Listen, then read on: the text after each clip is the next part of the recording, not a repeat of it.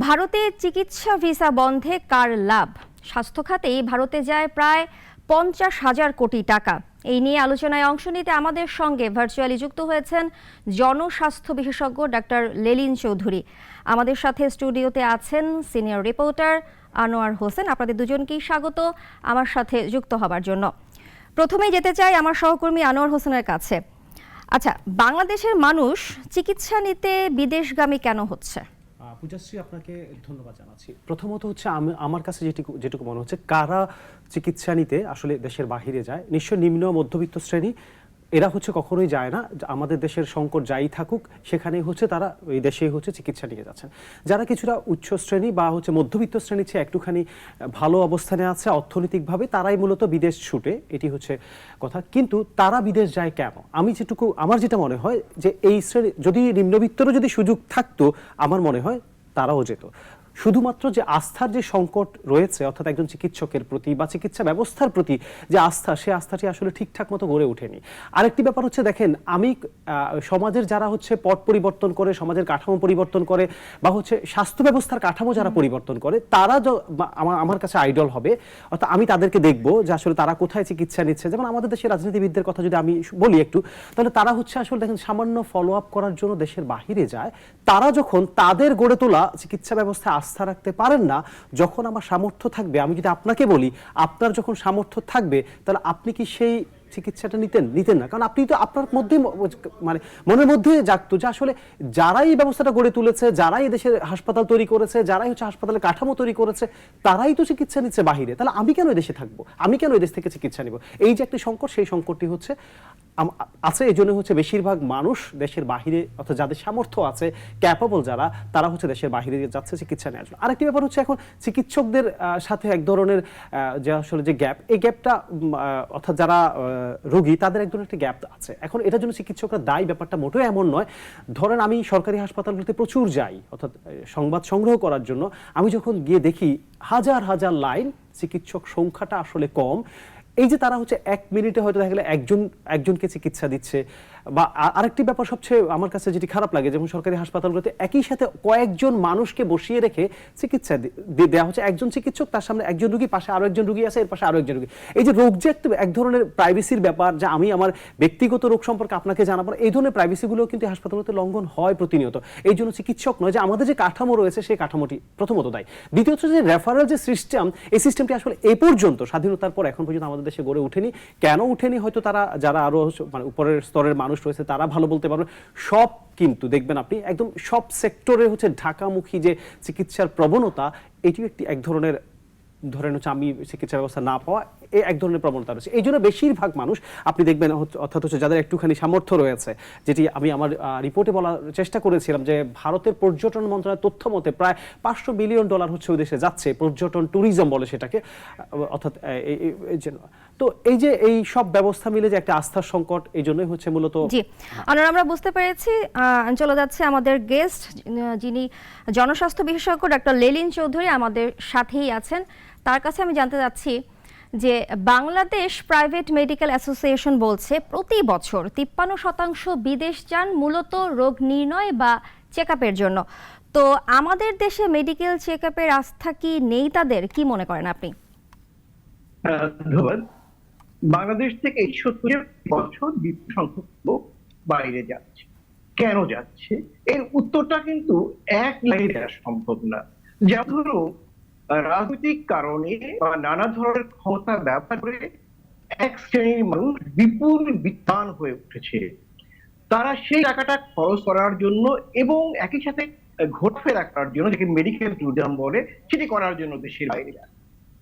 একটি অংশ মানুষ আমাদের চিকিৎসকদের আচার ব্যবহারে তারা অতিষ্ঠ, তাদের ভালো লাগে না এবং চিকিৎসকের উপর আস্থা আনতে পারে না। এই কারণে একটি অংশ মানুষ দেশের বাইরে যায়।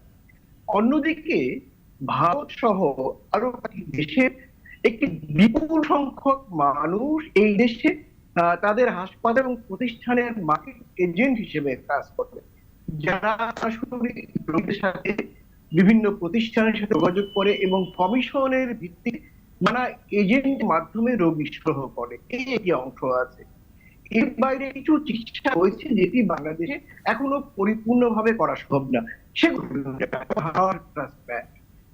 এর সাথে আরেকটি ব্যাপার যেটি আপনাকে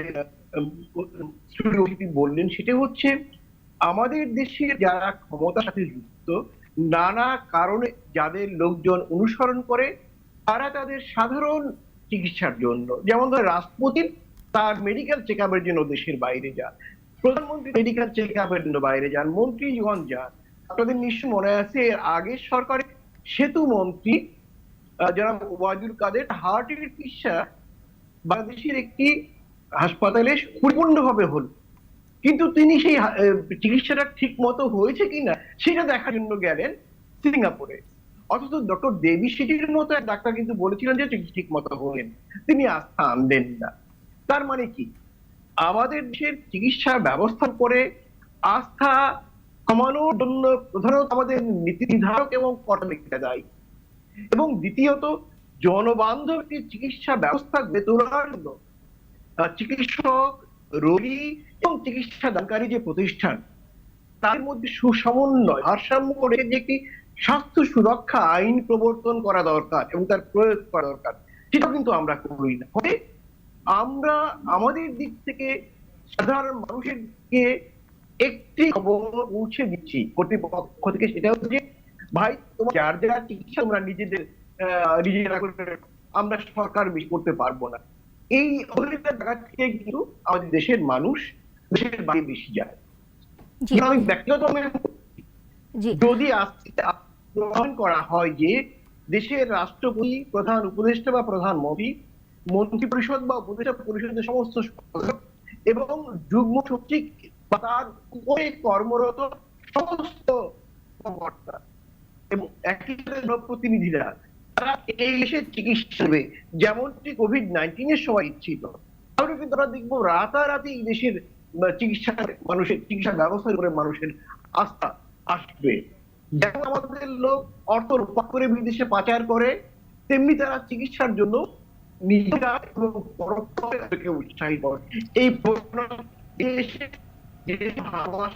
উন্নয়নের লোক যখন প্রবণতা কিন্তু আমরা থামিয়ে দিতে পারি। জি, আর একটা বিষয় যে ভারতের চিকিৎসা ব্যয় কিন্তু কম এবং মানসম্মত চিকিৎসা, তাই অনেকেই ভারতে যায়। এটির সাথে আপনি কতটা একমত?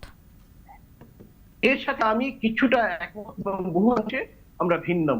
কারণ ধরা গেল চিকিৎসার জন্য বাংলাদেশে 2 লক্ষ টাকা খরচ হয়, ভারতে গিয়ে 2 লক্ষ টাকা খরচ হলো, কিন্তু আসা যাওয়া টাকার জন্য তার যে আরো 2 লক্ষ টাকা অতিরিক্ত গেল, এইটা কিন্তু হিসেবে আনা হয় না।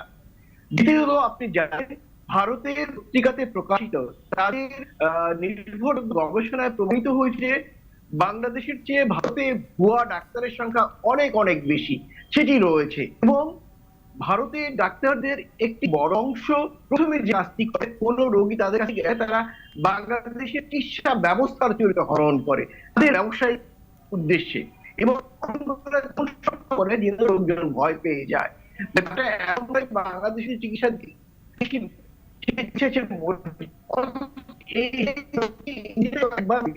তারা ছিল পরে বিদেশ ভাব হাসপাতাল এবং তাদের এজেন্টদের সব মিলেই অনাস্থাটা পরিপূর্ণ হচ্ছে। বুঝাচ্ছে, আমার একটু জানার আছে ডক্টর লেলিন, আপনি তো যেটা বলছিলেন যে 2 লাখ টাকা যদি কোনো একটা চিকিৎসা ব্যয় হয়, তার পেছনে 2 লাখ টাকা তারা হচ্ছে হয়তো হোটেল খরচ বা তাদের থাকা খাওয়া লাগছে। হোটেল খরচ থাকা খাওয়াটা সেটা ভিন্ন আলোচনা, কিন্তু যেই চিকিৎসাটি 2 লাখ টাকায় পাচ্ছে সেটি বাংলাদেশে এসে কি আসলে এই টাকায় পাওয়া সম্ভব কিনা? বাংলাদেশে যে বেসরকারি ব্যবস্থাপনায় যে হাসপাতালগুলো আছে সেখানে তো চিকিৎসা ব্যবস্থা আর ব্যয়টা অনেক বেশি। এটি নিয়ে একটু আলাপ করবো। আর দ্বিতীয়ত হচ্ছে আমার আরেকটি ব্যাপার জানা, রেফারেল সিস্টেমটি যদি গড়ে উঠতো তাহলে কি আমাদের যে আস্থার সংকট বা এটি আসলে কাটিয়ে ওঠা সম্ভব হতো কিনা? বাংলাদেশে একটি বিলাস হাসপাতালে চিকিৎসা নিয়ে তার টাকা খরচ, ভারতে গিয়ে এসে কিন্তু এখন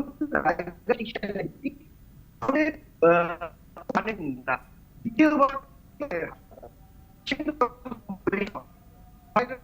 বাংলাদেশের অ্যাপোলোতে বা এভার কেয়ারের চিকিৎসাতে গিয়ে তার যে টাকা হলো, এখন দিল্লির অ্যাপোলোতে কিন্তু চিকিৎসা নিতে গিয়ে তার তার চিকিৎসা হবে। কিন্তু দিল্লিতে বা কলকাতা গিয়ে সেই দ্বিতীয় তৃতীয় শ্রেণীর কোনো জায়গায় চিকিৎসা নেওয়া হলে খরচ কম হবে। এই কারণে বাংলাদেশে সে যখন সে চায় যে বাংলাদেশে 5 স্টার হাসপাতালগুলিতে চিকিৎসা নেবে, কিন্তু ভারতে সে কিন্তু 2 স্টার হাসপাতালে চিকিৎসা নিচ্ছে।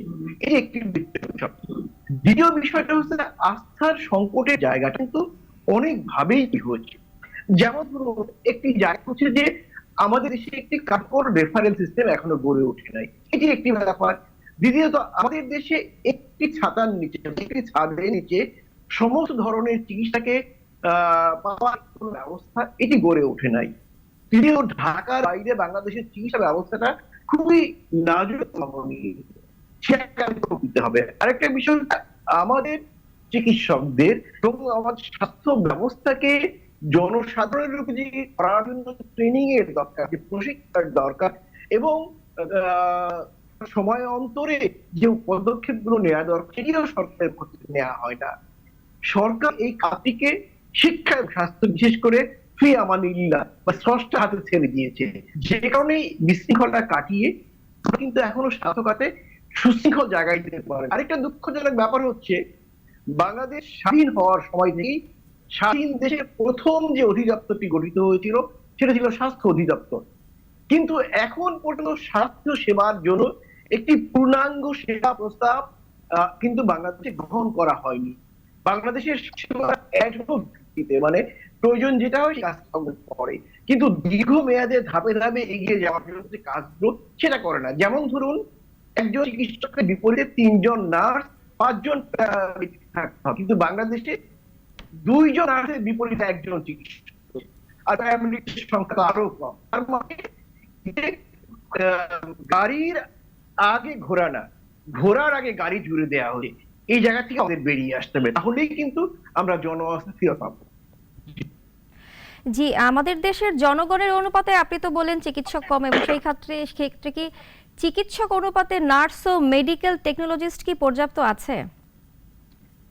তো আমি বললাম এখানে 1 জন 5 জন টেকনোলজিস্ট থাকতে হবে, সেখানে 2 জন নার্স মাত্র 1 জন ডাক্তার রয়েছে, আর টেকনোলজিস্টের সংখ্যা এত কম যে যেটাকে তো এই জায়গায় সুরাহা করতে হবে। এই জায়গাটা সুরাহা করতে কি করতে হবে? মেডিকেল খাতে চিকিৎসাকে দক্ষ জনশক্তি তৈরির জন্য একটা পরিকল্পনা থাকতে হবে। যেমন আমার দেশে 70 কোটি মানুষ চিকিৎসা দেওয়ার জন্য এতজন ডাক্তার দরকার, এই ডাক্তার আমি কত বছরে তৈরি করবো তার একটা রোড ম্যাপ থাকতে হবে। অন্যদিকে আমার যে নার্সের সংখ্যা দরকার, যেমন ধরা যাচ্ছে কম বেশি 80,000 চিকিৎসক আমাদের দেশের মানুষকে চিকিৎসা দিচ্ছে, তাহলে আমার 2,40,000 নার্স দরকার, কিন্তু আমার নার্স তার হচ্ছে কম রয়েছে, আমার 50,000 মতো নার্স, তাহলে আমার তো 80,000 বিরুদ্ধে 4 লাখ প্যারামেডিক্স থাকা দরকার, কিন্তু আমার 30 নাই তো আমার। তাহলে এই জায়গাটা বেরিয়ে আসার জন্য একটি জন বান্ধব চিকিৎসা সেবার সাথে যুক্ত মানুষদের গড়ে তোলার একটা পরিকল্পনা গ্রহণ করতে হবে, সেটা এখন না। ধরুন আপনার মনে আছে বিগত কোভিড এর সময় প্রতি জেলাতে 10 বেডের আইসিইউ করার জন্য ঘোষণা দেওয়া হলো, যন্ত্রপাতি কিনে আনা হলো, বেড কিনে আনা হলো, কিন্তু আইসিইউ তে কাজ করার জন্য যে আইসিইউ নার্স দরকার, আইসিইউ ডাক্তার দরকার, আইসিইউ প্যারামেডিক দরকার, সেটি গড়ে তোলা কোনো কিন্তু প্ল্যান করা হলো না। আমরা দেখতে পাই আমাদের মতো দেশগুলিতে কেনাকাটা অথবা বিল্ডিং করি, অর্থাৎ যেখানে টেবিলের নিচে লেনদেন বেশি, কমিশন ঘুষ বেশি, সেই সব জায়গায় আমাদের কর্তা ব্যক্তি যতটা উৎসাহিত হয়, কিন্তু জনবান্ধব একটি কাঠামো গড়ে তোলার জন্য তারা কিন্তু তত বেশি উৎসাহিত হয় না এবং স্থিরভাবে কোনো পরিকল্পনা গড়ে তোলে না। যদি আমরা এই জায়গা থেকে সরে না আসি, তাহলে কিন্তু আমাদের দেশের লোকের দেশের বাইরে যাওয়া আমরা বন্ধ করতে পারবো না। জি জনাব, আমরা সবাই জানি ভারত এই মুহূর্তে ভিসা সেবার নীতি সীমিত করেছে, তো এই সুযোগ আমরা কিভাবে কাজে লাগাতে পারি এখন? আচ্ছা, এই সুযোগটা কাজে লাগানোর দুটো অংশ। ডাক্তারদের যে মাতৃ সংগঠন বাংলাদেশ মেডিকেল অ্যাসোসিয়েশন এবং নিয়ন্ত্রক সংগঠন Bangladesh medical and dental council, তার পক্ষ থেকে ডাক্তারদেরকে মোটিভেট করার জন্য, উজ্জীবিত করার জন্য দরকার, একদিনের ওরিয়েন্টেশন প্রশিক্ষণ প্রোগ্রাম চালু করা দরকার, কিভাবে এই দেশে মানুষের মনোভাব বুঝে, তাদের অর্থনৈতিক অবস্থা বুঝে তাদের চিকিৎসা সরকারের পক্ষ থেকে যেসব জায়গায় চিকিৎসকের সংকট রয়েছে দ্রুত চিকিৎসাকে যোগান দেওয়ার ব্যবস্থা করা। কারণ আমরা জানি এখনো বিপুল সংখ্যক জুনিয়র ডাক্তার আমাদের দেশে বেকার রয়েছে। তৃতীয়ত, বেসরকারি স্বাস্থ্য খাত এবং সরকারি স্বাস্থ্য খাতের যে প্রতিষ্ঠানের যে ব্যবস্থাপক যারা, তাদের সাথে খুব দ্রুত বসে জনবান্ধব চিকিৎসা দেওয়ার জন্য সহজ একটি জায়গা বের করা, এবং একই সাথে আরো কতগুলো জিনিস ঠিক করতে হবে। যেমন এদেশে প্রতি বছর 60 লক্ষের মতো মানুষ দারিদ্র্যের সময় নিচে চলে যায় ক্যান্সার, কিডনি ইত্যাদি চিকিৎসা করার জন্য। সরি, সেই মানুষগুলোকে একটি সামাজিক চিকিৎসা নেটওয়ার্কের আওতায় আনা এবং আমাদের সরকারি প্রতিষ্ঠানে ওষুধ সরবরাহ এবং পরীক্ষা নিরীক্ষার সুবিধা বাড়ানো। দেখেন, আমরা প্রতিদিন খবর পাই বাংলাদেশের হাসপাতালে 38টি রেডিওথেরাপি মেশিন, তাদের 36টি নষ্ট থাকে। এটা তো হতে পারে না। তো এই ব্যাপারগুলো একটু দেখা ঠিক মতো করা উচিত, নজরদারি করা উচিত এবং জনবান্ধব জায়গায় একটি সম্মিলিত প্রয়াস করতে পারা দরকার। যদি আমরা এটা করতে পারি তাহলে কিন্তু আমাদের লোকজনকে আমাদের চিকিৎসাতেই আমরা সন্তুষ্ট রাখতে পারি। বুঝেছি। আমি লেলিনের কাছে আরেকটু জানতে চাই, জি, জি। সেটি হচ্ছে যেটি ভারত ভিসা দিচ্ছে না, এই যে এখন সংকট কিন্তু চলমান, অর্থাৎ যারা হচ্ছে চিকিৎসা নিয়েছেন, ফলো আপ নিয়েছেন, আমি এরকম অসংখ্য মানুষ পেয়েছি, তারা ভিসা পাচ্ছে না। কিন্তু আপনি যে প্রক্রিয়াগুলোর কথা বলছেন সেটি তো আসলে একটা দীর্ঘমেয়াদী প্রক্রিয়া, তখন হয়তোবা সেই প্রক্রিয়া গেলে একটা পর্যায়ে এসে সমাধান হবে। কিন্তু এই চলমান সংকটের একেবারে চলমান সমাধান আসলে কি হতে পারে? আচ্ছা, দেখুন, ভারত ভিসা খুব কমিয়ে দিয়েছে। যত সংখ্যক মানুষ এর আগে ভারতে চিকিৎসা নিয়ে, ধরা গেল 1000 মানুষ, তার মধ্যে মাত্র 200 লোককে ভারত ভিসা দিচ্ছে। বাকি 800 তাদের অধীনে চিকিৎসা। এই দেশে ডাক্তারদের অধীনে তারা চিকিৎসায় আছে এবং তাদের ফলত এসে ডাক্তার দিচ্ছে। তার মানে সংকট নিজে কিন্তু সমাধানের পথ তৈরি করছে, যেমনটি কোভিড-19 সময় হয়েছিল। যদি আমরা এই ধারাটাকে ধরে রাখতে পারি এবং একে আরো বেশি সমৃদ্ধ করার একটি সময় উদ্যোগ নেই, তাহলে কিন্তু আমাদের দেরি না। আজকে যেটা দিয়ে আসছে গতকাল থেকে, সেটাকে একটু সমৃদ্ধ করবো এবং এর মধ্যে দিয়ে আমরা প্রায় 90 থেকে 95% বিদেশগামী লোকজনকে আমাদের দেশে চিকিৎসা দিতে পারবো। এর বাইরে একটা স্বীকার করতেই হবে, পৃথিবীর প্রতিটি দেশেই মেডিকেল ট্যুরিজম রয়েছে। একটি অংশ মানুষ তো যাবে, সেটা ভিন্ন ব্যাপার, কিন্তু অধিকাংশ কিন্তু আমরা দেশের ভেতরে চিকিৎসা এখনো যেমন দিতে পারছি, কোভিড এর সময় যেমন দিচ্ছিলাম, ভবিষ্যতে আমরা দিতে পারবো যদি আমরা সবাই একটি উদ্যোগ নিই। Double million offer Walton fridge কিনে পেতে পারেন 20 লক্ষ টাকা, রয়েছে কোটি কোটি টাকার নিশ্চিত উপহার।